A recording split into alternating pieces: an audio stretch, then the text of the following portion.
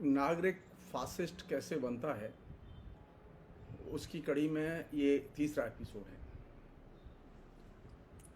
और हम ये कुछ सवाल हैं, कुछ समस्याएं हैं जिन्हें हम रखेंगे आपके सामने।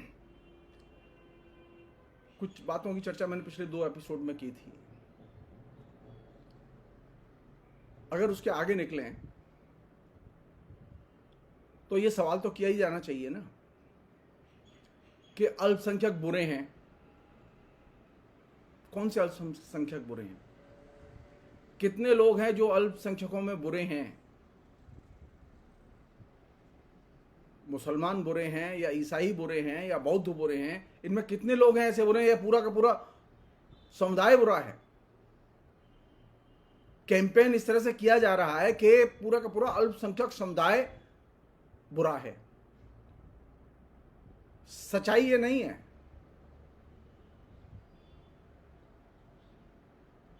उत्तर भी नहीं है उनके पास में। ये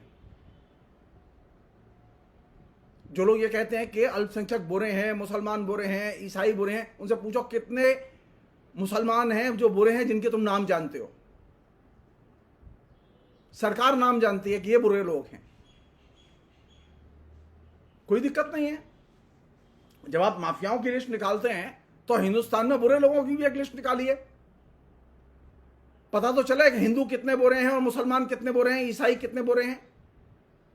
यह कौन सी बात हुई कि आप एक तरफा प्रचार करेंगे कि मुसलमान बुरे हैं, ईसाई बुरे हैं और मोटे तौर पर अल्पसंख्यक बुरे हैं।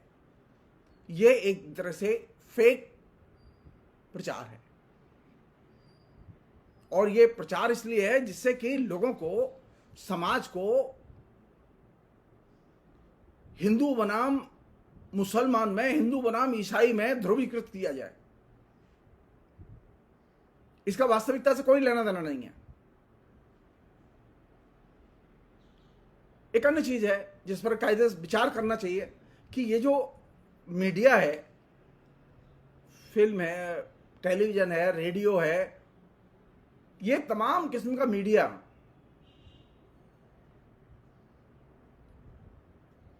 इसका अल्पसंख्यकों के ऊपर क्या असर पड़ रहा है? क्योंकि इस मीडिया से लगातार हेट कैंपेन जारी है। और अब ये बात जो हम लोग, अब मैं अपने लेखन में, फेसबुक के लेखन में, तमाम वीडियोस में मैंने, आप देखेंगे जाके, कोरोना पीरियड में जब लॉकडाउन हुआ तो मैंने ये बात उठाई। कई सीरीज में मैंने वीडियो किया कि अल्पसंख्यकों के बारे में किस तरह से गलत धारणाएं फैलाई जा रही हैं।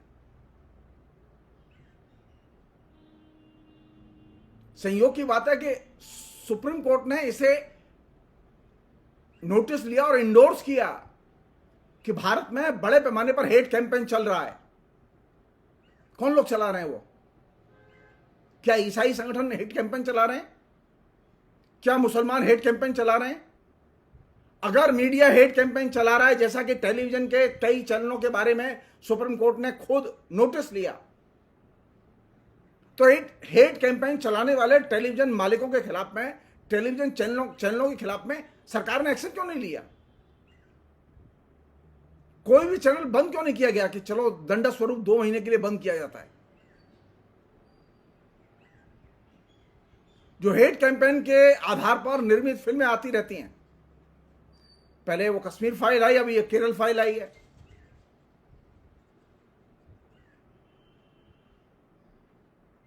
हमने कभी सोचा है कि मुसलमानों का जो फिल्मों में चित्रण है, मुसलमानों का जो मीडिया में चित्रण है, उसका अल्पसंख्यकों के ऊपर या मुसलमानों के ऊपर या ईसाइयों के ऊपर क्या असर पड़ेगा? हम इसे कंसीडर ही नहीं करते और एक तरफा प्रचार करते हैं, एक तरफा चित्रण करते हैं कि मुसलमान जो है वो बुरे हैं या ईसाई जो है वो बुरे हैं। एक अन्य चीज, मीडिया का इन समुदायों पर, मुसलमानों पर, ईसाइयों पर, बौद्धों पर, इन तमाम किस्म के अल्पसंख्यक समुदायों पर और बहुसंख्यक हिंदू समाज पर इसका क्या असर हो रहा है? क्या इसकी कभी ऑडिटिंग की गई? जो किताबें लिखी जा रही हैं, जो मीडिया में कैंपेन आ रहा है, उसका क्या असर होगा? इसकी कभी ऑडिटिंग की गई? और जो ऑडिटिंग की गई उसे क्या सरकार ने गंभीरता से ग्रहण किया? पहले प्रेस कमीशन से लेकर बाबरी मस्जिद के विध्वंस तक मीडिया की कवरेज को लेकर पहले प्रेस कमीशन ने 1947 के भारत विभाजन के मीडिया कवरेज को नोटिस दिया था और बताया था किस तरह से मीडिया ने सांप्रदायिक को घृणित प्रचार किया था।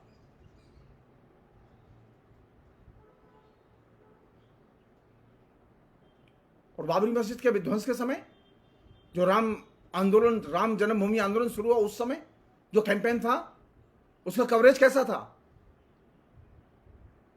कई मीडिया घरानों ने उसके अध्ययन कराए और यह पाया गया कि अधिकांश मीडिया, प्रिंट मीडिया, वो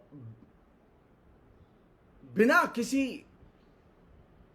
तथ्य के, प्रमाण के उन्मादी और भड़काने वाला और सामाजिक विभाजन करने वाला और हेटरेट करने वाला कैंपेन लगातार कर रहा है।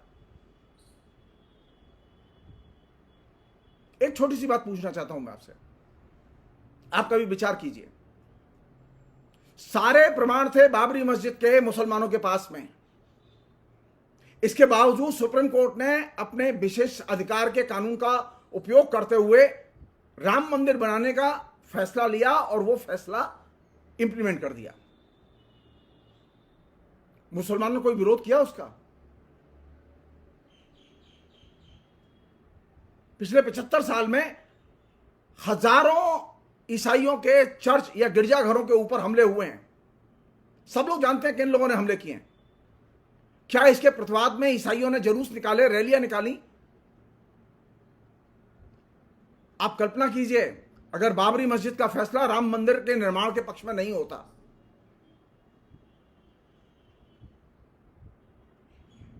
तो जो राम राम कर रहे हैं ना, वो राम राम से सत्य है कर रहे होते इस देश में, इस देश को नरक बना देते। खुलेआम कह रहे हैं कि वोट नहीं दोगे तो दंगे होंगे बाद में।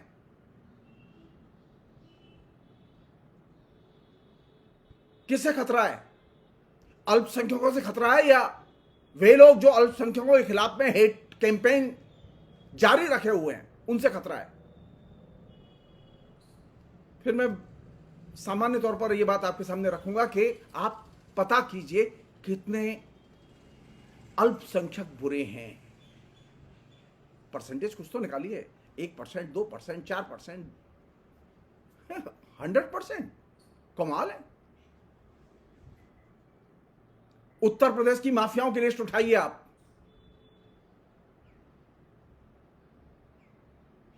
अधिकांश माफिया किस धर्म के मानने वाले हैं, उनके नाम से पता चल जाएगा।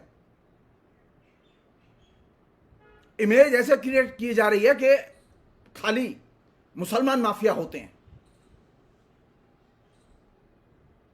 जी नहीं, तथ्यों के आधार पर देखा जाना चाहिए। जो सूचनाएं सरकार देती है, जो सूचनाएं और दूसरे स्रोत देते हैं, उनको मिला के देखा जाना चाहिए कि आखिर वास्तविकता क्या है।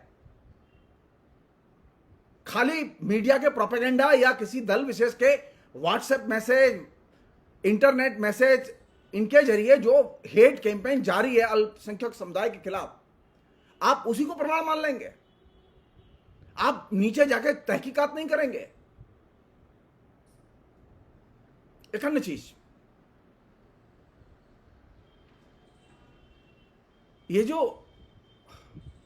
अल्पसंख्यकों के खिलाफ हेट कैंपेन चल रहा है, इसका राजनीति पर कोई असर हो रहा है कि नहीं हो रहा है? क्या राजनीति डेमोक्रेटिक रह गई है? हेट कैंपेन को लोगों ने अपनी डिक्टेटर पॉलिटिक्स का एक टूल बना दिया है। हम सवाल पूछना चाहते हैं, नरेंद्र मोदी का बजरंग दल से क्या संबंध है? अगर कांग्रेस ने यह कहा कि वो कर्नाटक में अगर सत्ता में आते हैं तो बजरंग दल पर पाबंदी लगाएंगे,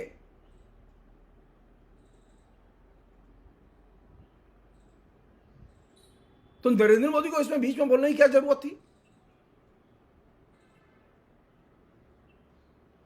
क्या बजरंग दल के सदस्य हैं प्रधानमंत्री या उनकी कैबिनेट के लोग? वो भारतीय जनता पार्टी के सदस्य हैं। लेकिन बजरंग दल का उल्लेख करके प्रच्छन्नता और उसे भ्रष्टतम रूप में बजरंग बली के साथ जोड़कर, हनुमान जी के साथ जोड़कर, किसकी हिफाजत में खड़े हैं प्रधानमंत्री? इसे डेमोक्रेसी नहीं कहते, इसे लोकतांत्रिक कैंपेन नहीं कहते। जब आप हेट स्पीच, जब आप गलत काम करने वाले संगठनों के पक्ष में खड़े होकर सत्ता के मंच से बोलते हैं, तो आप लोकतंत्र को क्षतिग्रस्त करते हैं। एक अन्य पहलू है जो इस पूरे के पूरे प्रसंग से जुड़ा हुआ है, वो ये कि सब लोग जानते हैं हेट कैंपेन कौन कर रहा है, लेकिन एक्शन नहीं हो रहा है। क्यों? किसने रोका एक्शन करने से?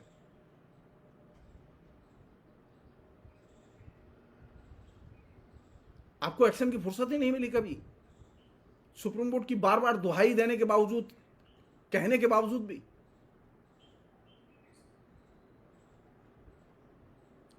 मैं एक और छोटी सी चीज पूछना चाहता हूं, जो कि लोग हेट कैंपेन से प्रभावित होते हैं, जो हमारे श्रोता हैं उनसे, कि वो विचार करें कि अल्पसंख्यकों का कौन सा दुर्व्यवहार उनको ज्यादा चुभता है और प्रभावित करता है। अल्पसंख्यक बुरे तो कोई उनका दुर्व्यवहार होगा आपके साथ में, या आपने देखा होगा, या आपने महसूस किया होगा। क्या वे आक्रामक ढंग से बात करते हैं? क्या वे आक्रामक ढंग से हमले करते हैं? या वे असभ्य भाषा में, गाली की भाषा में बात करते हैं? या हम ये पूछना चाहते हैं इन लोगों से, क्या वे हिंदुस्तान की बैंकों के मालिक हैं?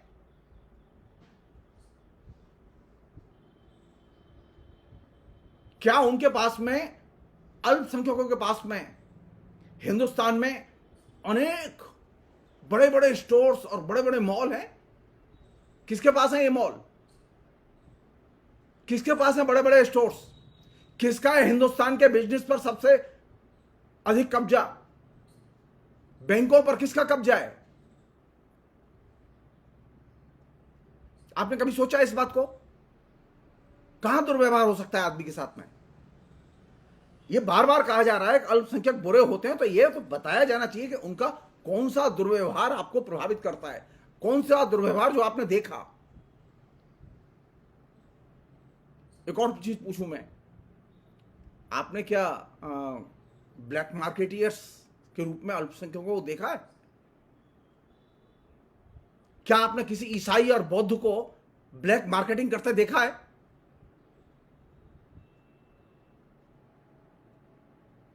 तो काहे के लिए अल्पसंख्यकों के खिलाफ में हमले बोले जा रहे हैं? कौन लोग हैं जो सबसे अधिक ब्लैक मार्केटिंग करते हैं? नाम उठा के देखिए, और बाजार में जाइए, दुकान पर देखिए, और साइन बोर्ड देखिए, और दुकान पर बैठे हुए मालिक का धर्म पूछिए, आपको पता चल जाएगा कौन लोग हैं। वो ब्लैक मार्केटियर्स नहीं है, वो बैंकों के मालिक नहीं है जो आपका शोषण करते हो। वे आक्रामक रवैया नहीं अपनाते, वे आपके साथ में गाली गलौज की भाषा का इस्तेमाल नहीं करते। क्या वे लोग ठग हैं? कौन लोग हैं जो ठगी करते हैं? आप अखबार में जाइए, गूगल पर सर्च कीजिए कि जो पिछले 10 साल में, 5 साल में ठग पकड़े गए हैं, वे कौन हैं और किस दल के साथ हैं। आपको पता चल जाएगा कि मुसलमान कितना अच्छा मुसलमान होता है, और जो लोग कैंपेन कर रहे हैं उनको भी इसका उत्तर मिलेगा कि मुसलमान कितने अच्छे मुसलमान होते हैं, ईसाई कितने अच्छे ईसाई होते हैं।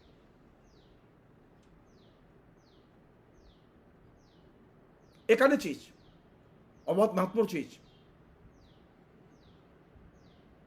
आपने क्या अल्पसंख्यकों को हत्यारे के रूप में देखा है? अपवाद स्वरूप कुछ घटनाएं हुई हैं, लेकिन अमूमन अल्पसंख्यक हत्यारे नहीं होते। बार बार ये मत कहिए मुख्तार अंसारी और अतीक अहमद का नाम मत लीजिए।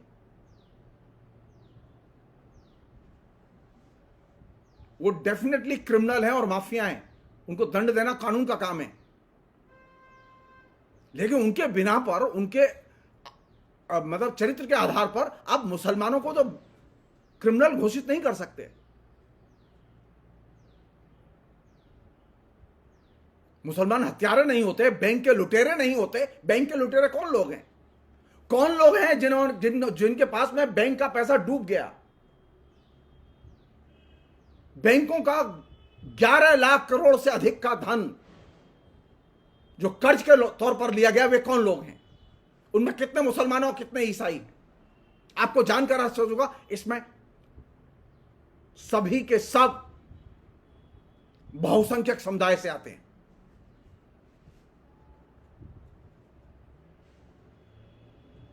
कौन लोग हैं जो फरार हो रहे हैं हिंदुस्तान से? मुसलमान फरार हो रहे हैं? जी नहीं।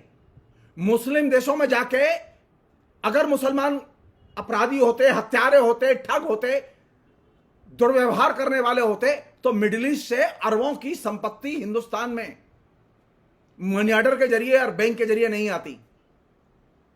हिंदुस्तान के लाखों लोग, केरल से लेकर बिहार तक लाखों लोग मुस्लिम देशों में, इस्लामिक देशों में काम करते हैं और करोड़ों रुपया सालाना हिंदुस्तान को भेजते हैं। आप जाके पूछिए उनसे कि मुसलमान क्या उनके साथ आपराधिक व्यवहार करते हैं? आप अपने शहर में देखिए, अपने यार दोस्तों में देखिए कि वो क्रिमिनल कितने हैं। और जो लोग हेट कैंपेन कर रहे हैं, जरा उनके संगठन में देखिए कि क्रिमिनल कितने हैं और कैसे वो कानून को धता बता के, जिन्होंने दंगों में भाग लिया, जिनके खिलाफ में एफआईआर थी, केस थे, केस चल रहे थे, सारे केस उत्तर प्रदेश की सरकार ने वापस ले लिए, योगी की सरकार ने। क्यों? दंगाइयों को दंड नहीं मिलना चाहिए?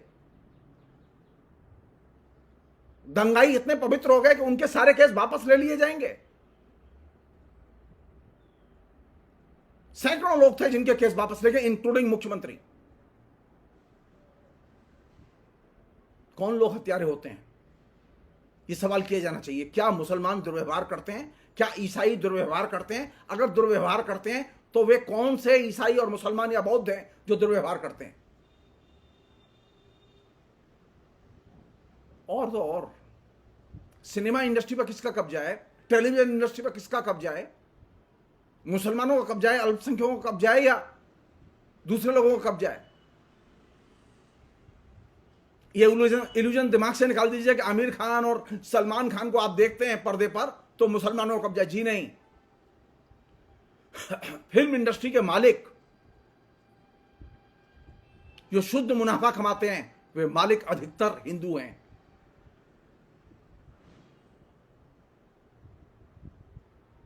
एक अन्य चीज पूछूं मैं आपसे, आप कभी बात करिएगा लोगों से।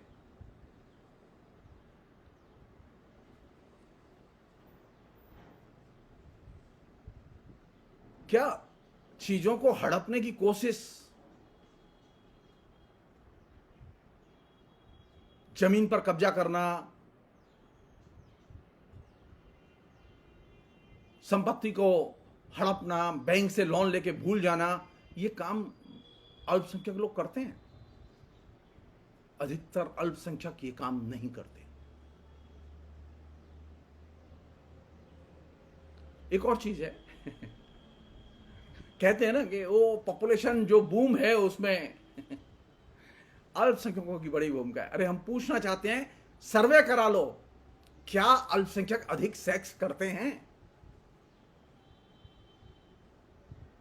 भारत सरकार का जो डाटा है वो ये बात बताता है कि मुसलमान या ईसाई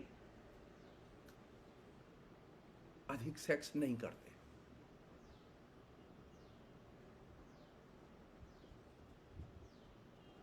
एक और चीज, लगातार ये हो रहा है कि मुसलमानों को सेकंड ग्रेड या ईसाइयों को सेकंड ग्रेड नागरिक के तौर पर देखा जाना चाहिए।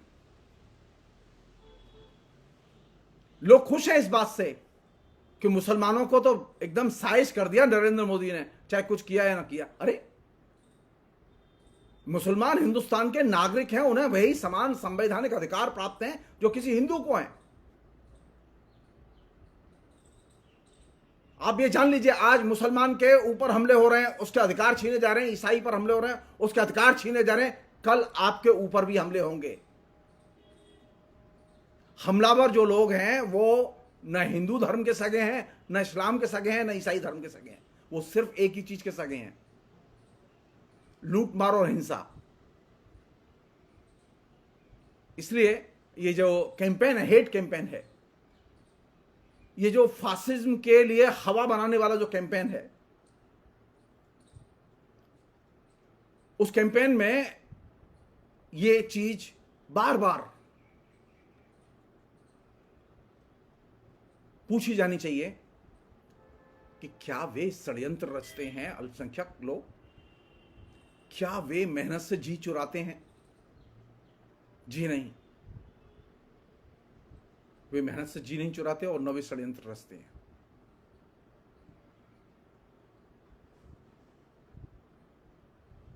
मुसलमानों ने कभी भी अपने लिए,